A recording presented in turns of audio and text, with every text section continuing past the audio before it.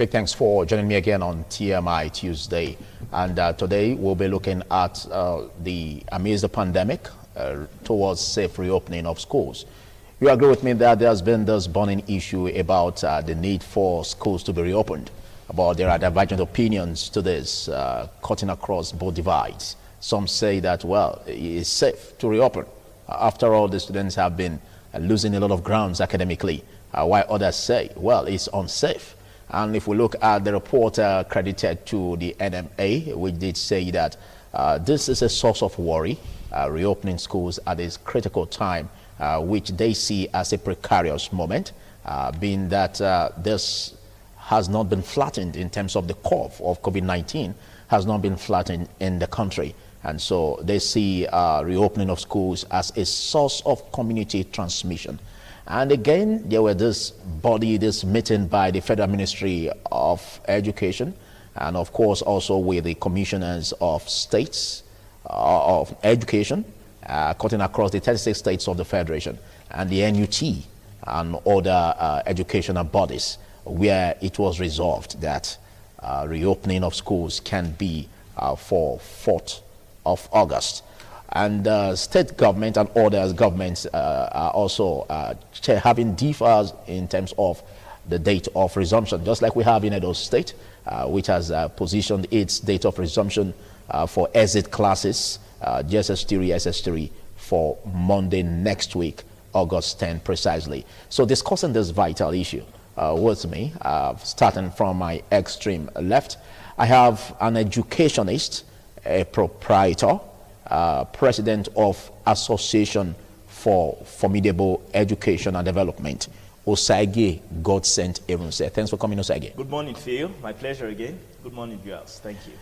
And next, I have a public affairs analyst, a clergyman. He is the senior pastor of Rest and Blessed Glorious Assembly, Omogbe Egwage. Thanks for coming. Thank you, Philip. Thank you, listeners and viewers. And also joining me via Skype is the labor devotee, the Assistant Secretary General of NUT, Money Mike Modesty. Good morning, Money Mike Modesty. Phillips, good morning. Yours, good morning to you all. Okay, I'm starting with you, Money Mike Modesty. You've been following issues about this reopening, and initially the NUT decided that, well, it's not safe to reopen at this critical time. Now, what informed the reason of the NUT to later change its decision, supporting the government for reopening for 4th of August?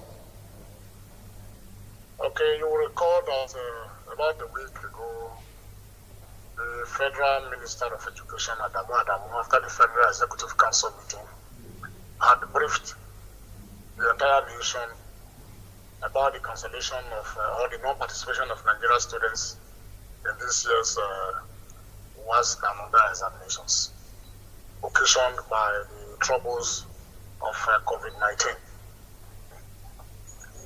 Well, it's also to be noted that all stakeholders came up and further discussed the issues. Schools reopening will all be contemplated on the basis of maybe the entire forms, maybe from Form 1 to Form 6 coming to schools. And don't forget that schools, as far as primary and secondary, education generally is on the concurrent legislative list. So pressure came from both parents and all other stakeholders to the effect that these children, they have all enrolled, they have paid the cost. Those in the private schools have paid school fees. And while the Adamu and the Federal Executive Council were contemplating GCE for November, nobody came to tell anybody who was going to foot the bill of the GCE for November. Nobody told anybody of how the monies that have been spent by parents to enroll WIDE and NECO and NET were going to be refunded to the parents. In fact, many other things were not talked about. And thereafter, another meeting was called because pressure started coming from all angles. And all the stakeholders came together for hours, virtually, to talk about the matters. And they all narrowed it down to senior secondary. That why was not willing to shift grounds as far as having to ensure that Nigeria is given the preferential treatment And you know, it's an exam that is written by about 4 or 5 nations in West Africa. So they decided to say, okay, instead of saying everybody go back to school, let's be strong with the senior school 3, those who are going to write, who are supposed to have been writing or are supposed to have completed writing their for 2020. So it was a unanimous decision by all the stakeholders. We are not unaware that COVID-19, as far as this country is concerned, we have not attained the heights of, or talk less of even attaining flattening of the curve. We are yet to even attain up to 500,000-600,000 tests, unlike Ghana and some other countries in Africa. We know that there are a lot of challenges on the road, because even having to convey these children to school is a major problem. Although responsibilities have now been assigned in respect to the stakeholders, government, what government is expected to do, what parents are expected to do, what school authorities are also expected to do, and what the students are expected to do. The protocol that is out seems to be all embracing. But one thing is to make beautiful documents, and the other is to be able to implement it perfectly well. But we also be informed that some states of the Federation are saying they are not even yet ready for schools reopening. For us in Edo State, yesterday, the government made an announcement that exit classes of SS3, not just SS3, SS3 only, will be resuming from Monday next week. Also be told here that a committee made up of a 5-man, yes, let me say committee, 5-man from the side of Nigeria Union of Teachers, and that 5-man was composed of representatives from ANCOPS, option, and the Nigeria Union of Teachers representing the NUT, and another delegation on the side of the state government met before now, and they were able to put in black and white to Mr. Governor the requirements for reopening of schools for the SSC. Why the state government didn't just kickstart 4th of August is for the fact that they want to try and see how both the private and the public education practitioners are able to put things in order to enable the senior school 3 resume classes by Monday. The private education providers will also require some assistance. They need some assistance, that is the truth. Because students' population for SSC, especially for those who are writing this exam now, there are some schools, I can tell you over 80% of schools don't even have large school halls for social distancing where we can space out these candidates to write their exams. There are some schools, they are living, they are existing in flat buildings that are in flat forms. So they need to space. Even work as a body will require more manpower in terms of supervisors, in terms of invigilators, so on and so forth. But we want to believe that the examining body, WIC, NECO, NAPTEN, all of them, they are not oblivious of what their requirements will look like. But for the side of the government, as far as the state is concerned, we want to believe that between now and Sunday, much of the requirements that are expected to be in our schools for the SS3 students will be made available. Hand sanitizers, water to be made available in schools for washing, soap, disinfectants, so on and so forth. The primary health centers in our local government areas, the personnel there must also be readily made available to assist. Schools are to be decontaminated. Those that were used as market areas, I'm sure the state government have started doing something about it. But all said and done, I think the time frame between the reopening and the commencement of the exam is very, very short. But let us not be people who are pessimists. I want to believe that the needful will be done. If all hands are on deck, when I say all hands, I mean all stakeholders. Okay. Let's see how we can do our bits. Okay, thank you, Money Mike Modesty. Again, there's this report which says that the teachers within your union are saying that the government is not doing enough in terms of reopening schools safely and threatening withdrawal of services if they find that the government is really lacking in this direction. Are you in support of that? The fact remains that when you say teachers in the union, you know it's a very large union that is present in the 774 local governments in Nigeria. And education, like I told you before, is on the concurrent legislative list. Your statement seems to be a general statement. But as a trade union organization, we have accepted that schools, senior secondary schools will be open, that's SS3. And we're also putting our eyes to the ground to ensure that the personal protective equipment and all that is necessary are provided for our members and the children. So if government delays, definitely we don't lose. But we want to believe that because it is 98% of the states wanted to go for SSCD, things will be put in proper perspective. But I must tell you, it's not going to be 100%. Anybody who tells you it's going to be 100% is not telling you the truth. Because the means of the children coming to school cannot be guaranteed by anybody. For instance, because they are SS3 students, you can say yes, social distancing, depending on the orientation that is provided for them on a daily basis, maybe through teachers telling them what to do, then the mass media, town criers and all that. Maybe if we explore that avenue, we'll be able to determine how the orientation will go.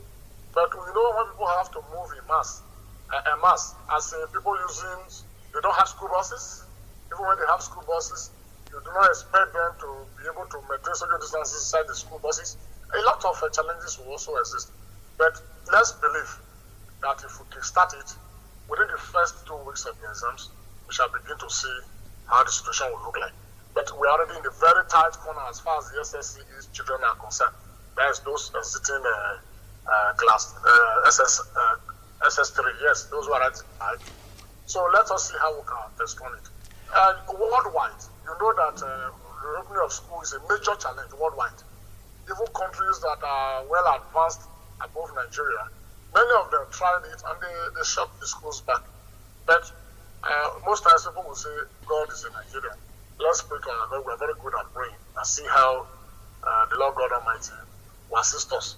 You know, heaven will also help those who help themselves. We all need to put our hands on the head and play our various parts to ensure that the system works well. Okay, thank you. Thank you. Again, still having you on set with me.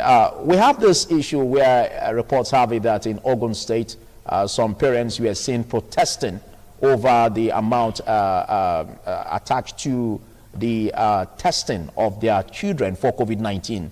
And that becomes a yardstick for schools, for students and pupils to be taken back into school. And the amount being charged was 25,000 naira, as they reported. But for the public schools, it was reported that they were tested free of charge. Now, bringing this back to Edo State, how do we tackle or avoid issues that occurred in this direction in Ogun State from taking preeminence in Edo State? For me, I do not think such will happen in Edo, although I see it as a condemnable government decision or policy. Because when you talk about palliative, how many of them have been able to render palliatives to these children and their parents? Where Edo is different from Ogun, I do not want to believe this situation like that will arise in Edo State.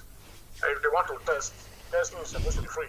Because testing is to know have access to those who have this virus, to get them to social centers, to get them to anyway. So I don't know the besides the best school. Yeah, it's on the way is 500 naira. It's 20, and I know we don't have to do such a thing. So that's what we like to see. It's not it's not just and the fact that we live in this, that I do such a thing. It's not just no hard like this. If the government is to release, and there's a plan, there's time to want to release. It's not weapon. So what beautiful. I'm not expecting to I said that's what we have here. This is in the rules. This is the you know if one of this so when it is a social the land of what is where the people come to no how to do it.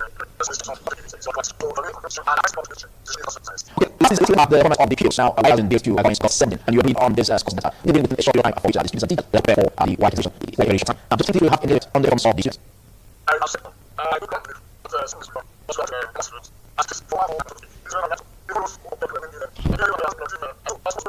let alone if I don't have to that you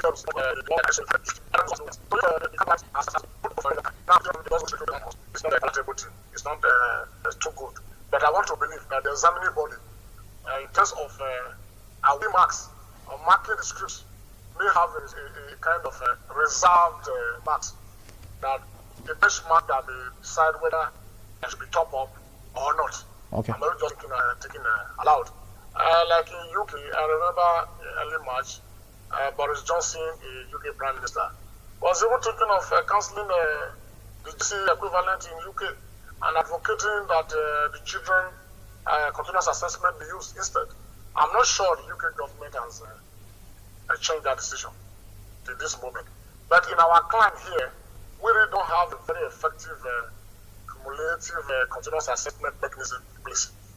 That's why you will see that if anything is to be done in West Africa as far as WAEC is concerned, they must think of the crisis, the psychological, emotional, and all the ills that COVID-19 has brought to the children, the parents, and to the nations that constitute the WAEC writing countries. Okay. So for me, the children should do their best.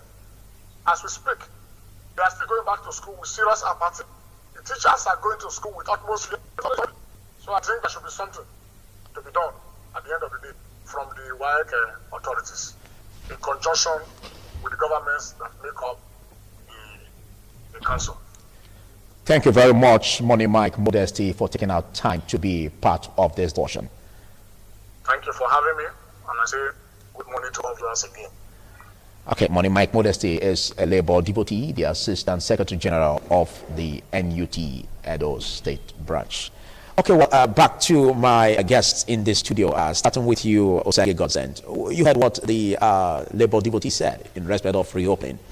Now, what's your opinion or take in terms of the readiness of the government to reopen schools safely? Anyway, let me begin by saying that if you're listening carefully to what the Labour devotee said, you will also discover that there was also a call on government to take more responsibility.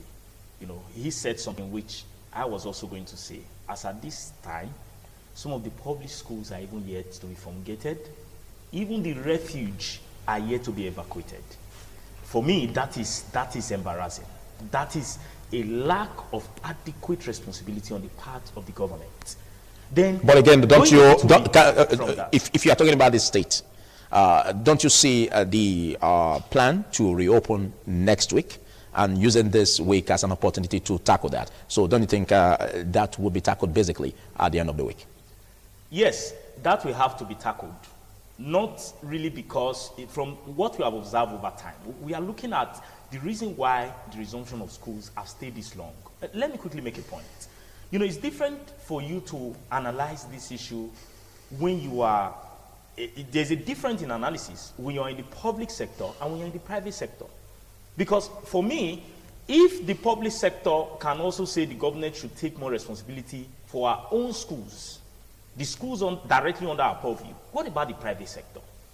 Now, my point is, for the private sector, I mean the private schools, we have not been well considered by the government of the day. Now, last time I was here to talk about this issue, I did say that part of the reason why schools have not opened generally is because of the public schools. The government have not been able to brace up themselves to do the needful. And now, it seems like a pressure. Because you heard what the Labour devotee is saying. I want to pick some things that he said. WAEC is not ready to ship grants. So hence, government is left with no option. They are now kind of forced to do the needful. Being under pressure. Under pressure. They have to open up. Beside WAEC not ready to ship grant, there are pressures from every quarters. Now, government is now forced. Now, that to me is an issue. Okay, but do you think that's the right way to go? Because looking at the aspect where government seems to be pressurized to take this decision because it's a majority decision or majority view. Do you think that's the right way to go for the government? In fact, it has been the right way to go for over some time now. I will tell you my reasons. You know, one of the reasons is because COVID-19, the Africa scenario and the Europe country scenario has been quite different. If you have followed up the incidents and the analysis, in just about 2-3 months of this pandemic, in some Europe countries, they have had about between 10 to 20,000 death cases. But just this morning, Nigeria is recording about 6 months of this pandemic, almost 6 months. We have not even recorded up to 900 death cases yet. And in our own state, Edo State, we had initially over 2,000 cases. Now, the report shows that over 1,000 of these cases have been well managed. So currently, if the report had anything to go by, we just have about 300 or 3 something at the isolation centers. Now, that's the reason why I said, you know, for me, it will not be fair for someone to say, even all over the world, schools have not been open. I want to bet you that if the African scenario was similar to what is happening in the Euro country, their schools would have been long reopened. And I will give you my reasons. You know, part of the reason why I started by saying I am quite disappointed, because when our leader says education is a priority to them, you know, education is more important to them, we should not mind what these activists are saying or analysts are saying, but you need to prove it. I love what he said. There's difference between what is documented and what is practical. Okay, but again, we're looking at it in the direction where the government is even making efforts now to make sure that all of these issues about measures are taken in a way that we have a safe school reopening. Isn't that a score point? Phil, we can only say government is making effort when we start seeing the practicals within the week. Okay, I'll come back to you. Remember, we have documented papers. Okay, can I learn something? I'll come back to you. Egwage Omogbe, what's your take over this? Because so far, government is insisting that there should be guidelines, and the guidelines should be followed properly by all stakeholders in the educational sector. Thank you very much. We know the ravaging effect of the pandemic. That is so serious, we know about it. But also, we are also aware that it's not a death sentence. So if the government is saying they should go back to school, I believe the government is having a better plan of how they're going to curb and control the system. So the government should be commended. I believe everything is on top jar. They are doing their own best to make sure that these children go back to school. The children are tired at home. Honestly, they are tired. So we have children at home, they complain, they are tired of staying at home. So I believe the government is doing their best to make sure the children go back to school. So every school on their part should go and play their role. Okay, but if you say the government is doing its best, you heard what he said. He said they are yet to see what the government is doing. That is what, have you seen? That is what Nigerians are saying. Okay. That is what we always say. You see, the government we are talking about, they have plans, they have their tactics, they have what they are looking out for. Okay. So before the government should say they should go back to school, I believe they are things on ground. Okay. So you should not be condemning the effort of the government and be trying to say that they're not doing anything. So I strongly believe that things are on ground. That before the government should, you see, the state government said they should wait on the 10th before they go out to school. So I believe plans are going to be going on before that day. So that will tackle all of these issues about opening safely. The government cannot be 100% sure. But at least let's give them 70% of what they're going to do. And let's see the way forward and the better side of the achievement we are looking towards. Okay, let's look at the schools within the private sector. Now, we know that there are some schools who have the wherewithal to make changes in order to really tackle this issue about the COVID-19 pandemic, while there are also smaller schools that find it difficult to really muzzle up finances in order to intervene in this direction. What's your take in that? Thank you very much. These are part of the plan the government should look out for. If these are different speculations about schools, so I believe the government should set up a task force that will go around every schools and try to look at their measures and how they are attending to the speculation of the government. So if the schools are not in the same capacity, they are not in the same level, I believe the government should go out there and place some measures on ground, particularly the task force. There should be task force that will go around schools and monitor the welfare of the children, monitor the administrative abilities of the school. So I believe that's what the government should do. Okay. Previously, you said that the reason why the reopening is being delayed is because of the public schools. Now, you are the president of Association for Formidable Educational Development. Do you agree that there are still smaller schools within the private sector that still find these issues dragging in terms of preparing to reopen safely? Phil, if you can give me a little time, let me put the cards on the table. Okay. There's difference between documents and action. It is not today we have been hearing the government plan to reopen schools. It has been lingering on for over 3 months. These stakeholders consultative meeting have been going on. I want you to take note of that. Now, the government is now wanting us to believe they are under pressure, they don't have a choice because WAEC is not shifting grant. That's a major labor leader telling us that.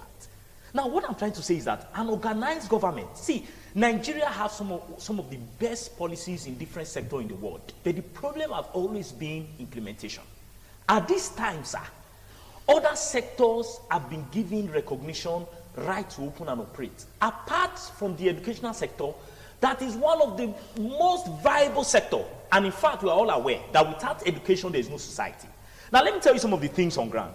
Less than 1 week, there are still garbage in some of these schools.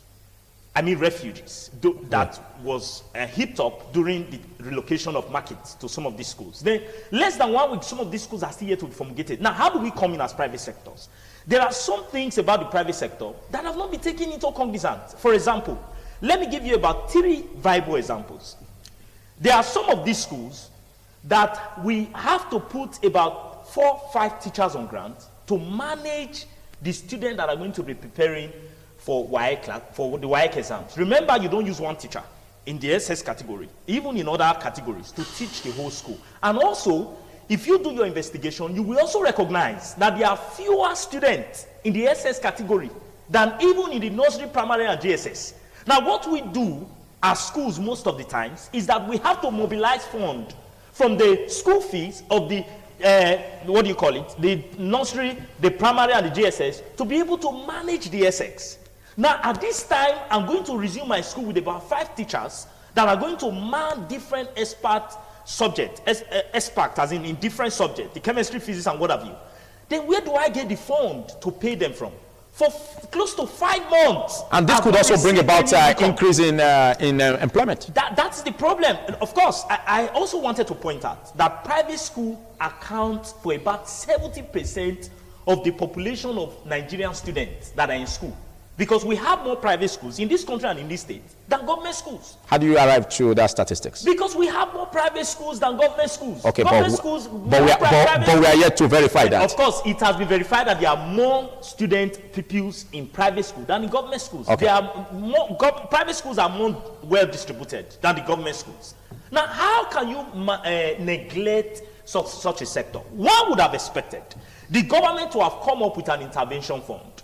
Up till now, despite the billions of naira that was donated by both international bodies and private individuals to cushion the effect of the pandemic, there is no money set aside for the educational intervention. Then no. You can't say that. You can't say there's no money set aside for the educational sector. Because if you are to look at what he said, what the labor devotee said, these are what was put on the ground that the government would have to look into this direction. And the government, basically, it will be too early for you to start saying that, because within the week, we're going to be hearing reports of what the government has done so far. And so, if you are saying that the government has not really placed the budget for the educational sector, I think that could be a fallacy. Phil, there's difference between the practicals that we see and the assumptions that we make. For the very fact that you have not seen it, doesn't mean it doesn't exist. But what is seen is believing, like we say. I have not seen it, and you are telling me there's this for 3 months. You are telling me. Let's look at the preparation. You are representing the private sector. Yes, the private sector. Let's look at your modalities in terms of reopening schools safely. We want to call on the government of the day. I will still refer to the government because we are taxpayers. It's only in this country that as taxpayers we are not allowed to see anything. As a taxpayer, I have some rights. I have some right to make some demands.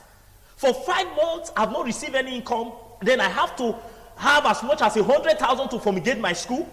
I have to go for an infrared thermometer that costs as much as 30,000 naira. Then I have to ensure that I buy wash hand basin and what have you, sanitizer, to be ensured I go around, then face mask. Now, do you want me to take to crime? Do you know I have children that I take care of? I'm married. How do you want me to survive? Now, just a few weeks ago, the government said, okay, fine, there's going to be some payments to some of these private schools. We are yet to our teachers. Now, we are yet to even see such. So you are telling me to leave my hope on plans and promises that have been lingering on for over the month. We are not seeing anything, and you are saying I should believe the government. How? When I can't see anything. But yet there is money for politics. There is money for campaign. Other sectors have been opened up, apart from the educational sector. Then you want me to believe that my government place premium. Okay, I'll come back to you, Secretary Gossent. I'll come back to you, Secretary Gossent. People are suffering. Thank you, Secretary Gossent. You know what they call Leguke? Some of them are now bus conductor drivers. Some of them are now driving buses. Okay. Some of them are now thank you. Omogbe Gwagi, let's look at in the direction where he just spoke about. Now, we understand the fact that in this present time, where we can say it's a precarious moment, there is need for internet bandwidth to also aid teaching and learning in schools between the private and also the public schools. Now, what's your direction of government assisting in this project? We are here to measure up. We are yet to measure up in the electronic system in this country. So we are comfortable with our manual system. So when we are saying that the students should sit back at home, we are not helping the situations, because I believe during the process they said they should go on e-learning. Many children were not accessible. They were not having access to that. But e-learning has come to stay. It has come to stay. And e-learning will also improve the frontiers of education. And so being in the pandemic, we are saying that e-learning should be part of the school curriculum. But how many children are accessible to this e-learning? Okay. How many? Even the so-called data. How many people can afford it? So what I'm saying is that we should allow them to go back to school. If we have a challenge of people not being able to afford it, how do we bring about intervention of government and stakeholders, not only government, and stakeholders, even network providers, to also find a way to bridge the gap in terms of providing free internet for students and teachers? My co-speaker is just speaking out of his emotions. I believe what he's saying are true, but I strongly also believe that the government is not relaxing over these situations. You see, there are plans on ground, there are measures on ground, and the government are trying to meet up to. So we should believe that they will come more to standard and make sure there's a palliative measures that will get to this private school. So they should not just be speaking from their own emotion based on the fact that things are so bad. We know, everybody's aware, but they should also commend and place in laudable situations over the government implementations. Okay. Thank you. Secretary Gossent, let's look in the direction of provision of internet bandwidth. I think e-learning has come to stay. What's your opinion? You see, part of my problem is we try to be economical with the truth, even when the truth is staring at us at the face. Nigeria's system currently, presently, and probably in the future it might change. We don't even have the parameters or the technical know-how. Adequate parameters. Adequate parameters, you mean? To sustain an effective e-learning system. Just like how do we make that work? Because we can't continue to brood over the negative. Let's look at how to bring about the positive. Yes, how do we make it work? For many years we have been looking towards the positive. We are still here talking. Now listen, let me get somewhere. No, we'll continue to talk. It's not as if we're not going to talk. But what I'm trying to say is, you can't make me close my eyes to what is glaring. The government are planning. What have we seen? Now let me quickly say this. What is the guarantee? Let me just start from the minute. What is the guarantee of power supply in this country? Because we are talking about how do we make it work. Whose responsibility is it to ensure that the issue of power supply is solved, or the problems surrounding power supply, when some smaller countries, I mean Africa countries, not even Europe countries, like Ghana, Cote d'Ivoire, what have you, can boast of 24 hours light. We are still doing 3 hours, which is not even guaranteed. Then, how also do you rate a country that have been globally rated as the world poverty capital? How do we resolve this? Come on, that is true. It still brings us to how do we resolve this? Now, you are an educationist. You just said we should provide solution the way forward to the e-learning. That's what I'm trying to do. All right. How can a parent that rely on his petty trade business be able to afford an Android phone for 50,000 naira? Is that the issue? Or he or she is more concerned about feeding survivor? Now these are the issues. Then before we now go into data. And how do these children learn at home?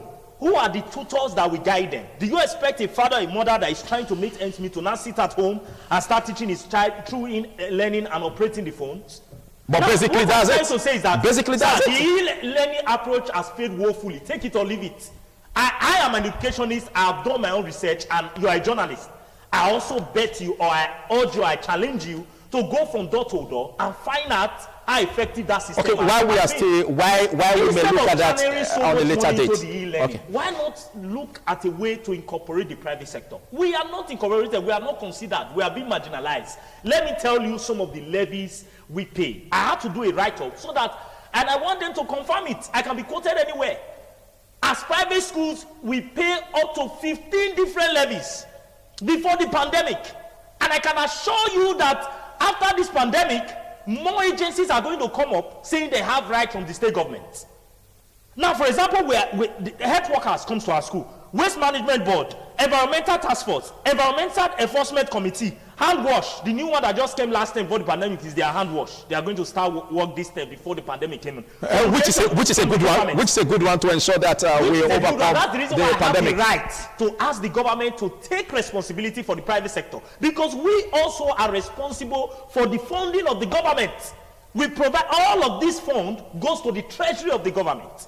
We have boss emblem. We have Ministry of Commerce called me the other day and said our people, they are not paying whatever. Only God knows. Then I told them I would take them to court. The oppression is too much. It's becoming too much. Then again, we have signboard levy. We have personal income tax, which is normal. We have payee tax, business tax. We have FAX, FIRX. We have school renewment. We renew our school every year with the Ministry of Education with money. We also have local government tax. Okay, so your plea now. Now, the point I'm trying to say is that the private sector have not been given enough attention. As taxpayers and people that pay these multiple levies, the government should be able to tell us what is the plan for the private sector. For example, we are going to resume on the 10th. How will our teachers that will resume be paid? Then secondly, we have lost about 2 terms. Remember, we were not done with second term before the school was clamped down. So many of our schools were not done collecting their school fees. The third term is already out of the equation. Then we are going to be faced with third term, with first term. Now, how do we now meet up with the financial gaps? Okay, are you asking how you meet up with taking the school fees you didn't collect previously? Philip, really? No, because you don't mention that. You just mentioned that. I'm coming there. So is the government to tell you how to take those fees that you couldn't take? The responsible government will provide schools are supposed to have a modality of getting fees in.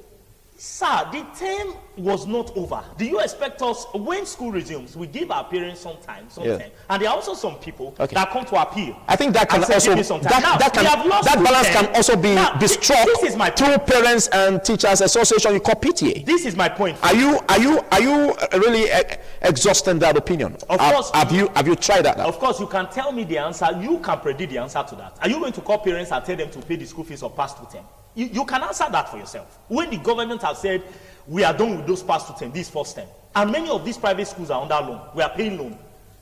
The different banks are on us. And even when some bank says, okay, let's suspend the loan, compound interest is coming for us. How do we survive? If I take to crime tomorrow, you are going to put me on the news and say I've taken to crime. Of course. Do you care about my children? Do you care about my wife? Do you That is not an excuse. That is not an excuse. It's not. Listen, everyone has got issues. See, you know the point. So that is not an excuse. That is not an excuse for crime. Yes. I agree to that. But the point I'm trying to raise is that the government should be responsible enough to taxpayers. Thank you. There's the reason why we pay tax. You've articulated the points. Thank you. You've articulated the point. So what are the plans for private schools? Thank you. As we round off, how do we see them coming to pass? Okay, as we round off, we haven't seen any effect. As we round off now, a question that I asked the Labour devotee, Money Mike Modesty, is what I'm also posing at you, Guagie. We have the WAEC examination commencing August 17. What's your advice, or what's your take in respect of the performance of the pupils, of the students, not being overwhelmed? The COVID-19 of 18 was not planned for. Yeah. It was impromptu. And we believe it has come, as we heard the Secretary General of WHO said, it has come to stay. So we have to learn how to manage it. Now definitely the students are going back to school. Social distance must be observed. And based on their syllabus, I believe they have syllabus, they should go and read on their own and put out the best over there. If they didn't make it well, they can reapply the next session. So we pray for them, we support them. Aren't you also looking into the direction of the examination body, reducing strictness in terms of marking? No, Or their choice of questions? Isn't that needed? The exam is a West Africa exam. West Africa exam. So we believe, I believe the West Africa Examination Council, they will look into it and say, let's find a way of helping the students. Okay. Because I believe the performance to what we have seen is going to be very low. But based on the fact that the students are tired at home and they need to write this exam, so they should go back to school and do their best. Okay, your final advice for government on this segment? The final advice for government is that a task force should be set to monitor the affairs of the private schools. Because we know that as they go back to school, most private schools are not going to meet up the measures. So I believe... What about public schools? Yes, the public school as well. Because we have overcrowded, schools, classes, yes. Even between the private and the public. I strongly believe the government is doing their best to make sure that the private the public school, they will stick out to measures. Okay, thank you. Your final statement on this discussion. I like your faith, but in the religious we say believing is not faith. You know, you have to act on your faith. Otherwise, you will only be believing. Yeah. I'm calling on the government to act. It is not too much, sir, for the government to take responsibility for the fumigation of all taxpayer schools. Otherwise, I will be discouraged to continually pay my tax. Why do I pay tax? I'm begging for the answers to this question. Then secondly, I also want to say that it has been proven in our own terrain that COVID-19 can be well managed. So come September, we are appealing to the government of the day to open up all the educational sector. I mean, from KG to SX. It can be managed. It's not a death sentence. Lassa fever is more deadly. Are you saying this? Are you saying this because you are on the edge of losing the business? Are you not looking at it in the area and direction of the pupils, the children? Because the NMA did say that this is a source of worry. Reopening of schools at this precarious moment where the curve of COVID-19 in the country has not been flattened could be a source of community transmission. Isn't that worrisome? Okay. Don't also forget that the NDTC have also come to accept the government decision to open the school, which you have also said. But don't also forget, Phil, I am a very practical person. If you allow me to analyze the case, you will discover that first of all, it has been said that children have better immunity than even we adults. They stand a better chance of even resisting the disease, the spread of the disease, than we adults. But they will come home to transmit it. But they will come home to give it to the older parents. Are you not considering that? Because it doesn't just end up with them. Yes. They are going home to their parents, to their grandparents. COVID-19 rules of opening. It is expected that under the purview of the Ministry of Education, not multiple agencies, we monitor strict adherence to these guidelines. Then let me also quickly say that there are no more coronavirus in the schools than there are at home or in the neighborhood. I have said this in our last broadcast. Have you been able to verify that? You just said something that needs to be verified. Excuse me, please. Okay. It's one thing to make a statement. It's another to back it up with proof. Okay. Now, what you just said now, can you prove it? Okay. That what? You said the dangers are not as much as it is. It was outside the home, like it is in the home. So are you saying that you could have more cases even at home more than in schools? You could have more cases both at home, in churches, political rallies, and marketplaces than even in school. I can prove that. You can have more cases in marketplaces because these children go to marketplaces. Won't you find children? Some of these markets may even take their children because they are no school, so they take their children to the market, which exposes the children to be more at risk to the pandemic. But again, do you also agree? That the school is also a source of transmission? That is the reason why we have the COVID-19 rules. And so if we think these rules, we don't believe in them, then why even opening for WAEC? If we think we don't believe in them. So I'm trying to, are you now trying to say that the social distancing, hand washing, they are all fake? Okay, but in as much as you are saying that much is also left in the hands of the government to tackle, do you also agree that much is also left in the hands of the private sector? We have been ready for that since 3 months, the private sectors. That's why we have been waiting for the public schools. We have been ready for our own part of the responsibility in 3 months. Okay. As I speak to you, we have made all necessary arrangements to do all necessary things, buy the infrared thermometer, what have you. But the problem we have is that we are currently broke. For 5 months, we have not had source of income. Thank you. You have to make a point. Can come up and tell a bank to say, okay, can you provide these things for these schools and give them? That's the reason I'm talking about government intervention, a soft landing for the private schools by the government of the day. Thank you. The government can come along to any bank industry to say, okay, give them a soft landing. Then over time, they will pay back. And don't also forget, I have always heard this view. There is no more danger of coronavirus in our schools than there is in the market or in the churches. Okay, thank you, Osage Godsend. Thank you. Should be allowed to thank you for taking our time to be part of this show. Osage Godsend is the President, Association for Formidable Educational Development, and also a proprietor. And big thanks. I think your final words on this? Yes, we should not keep on disbelieving our government. The more we don't believe in government, the more the performance will be low. So we should have confidence in government. Thank you. Let's improve the confidence. Thank you. Egwagi Omogbe is a clergyman and the senior pastor of Rest and Blessed Glorious Assembly. This will call it a wrap on the discussion segment. It's the TMI. Don't you go away.